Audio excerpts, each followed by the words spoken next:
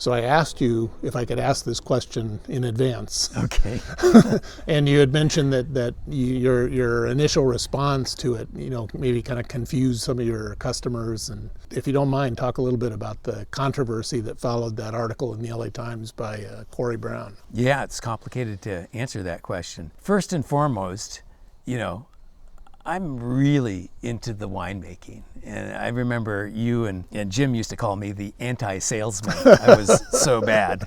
And I think I'm better now. Well, you've learned a lot, that's for sure. Yeah. You learn how to sell wine. I don't know if I've learned that Well, yet, no, but just by my impression there is that you sell wine based on value and authenticity. Yeah.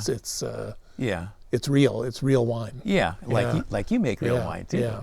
And so then when I was interviewed by Corrie Brown, I mean, she's fine and a nice person, and she kind of, it was during harvest, so it was pretty frantic. I don't bite my tongue very much, and so that's probably a mistake right there, dealing with the press. Yeah.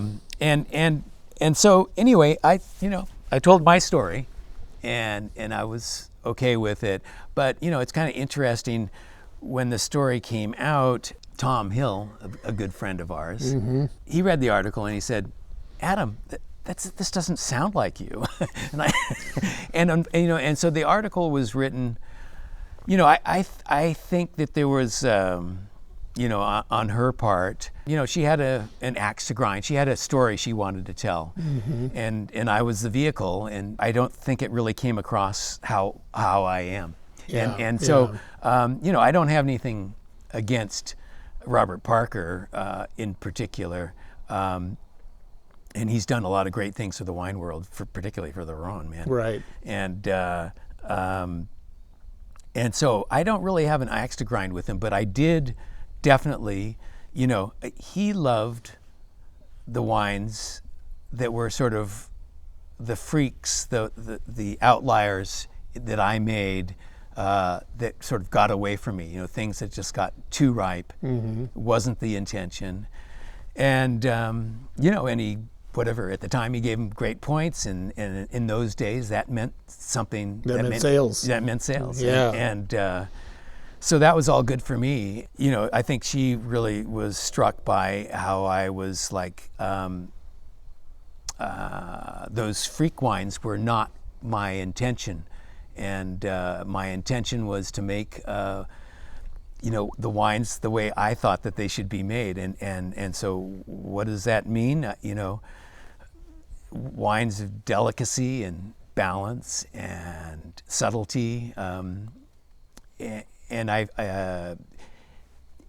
So that's what I pursued, and so I very much backed away from what Corrie said, just because it really wasn't said in a way that I would ever say it. Right. And maybe in the end she was kind of right or something. I don't know. Unlike any time before, there is just huge interest in uniqueness. People don't want uniformity. I mean, everybody's tired of Coca-Cola. I think in business, the easy route is to find something that is universally appealing and just follow that. But if you're really into craft, you don't do that. You have to fight that. It would have been smarter of me to be a little bit more political. But that's so I ended up not pleasing anybody in particular. And I have a feeling that your politician mom was, I think she probably spoke her own mind in her own way. And did she, I mean, I'm going a little bit off script here, but when you said that, it made me think of Jane, the fact that she was a politician. She was somebody who was so focused on her ethics, and she was the wrong person to be in politics. But no, I mean, she was, she wanted to right the wrongs of the world, and I mean, try to make the place a better place for us. And so she succeeded in local politics, doing the right thing, always not being fettered by influences. She did try to run for assembly in Ventura County, and she didn't win. And a lot of it was that she was just too honest, too Yeah, straightforward, yeah. you know. And it's like, this Good is for, right, good for her. and this is wrong. Yeah. Yeah.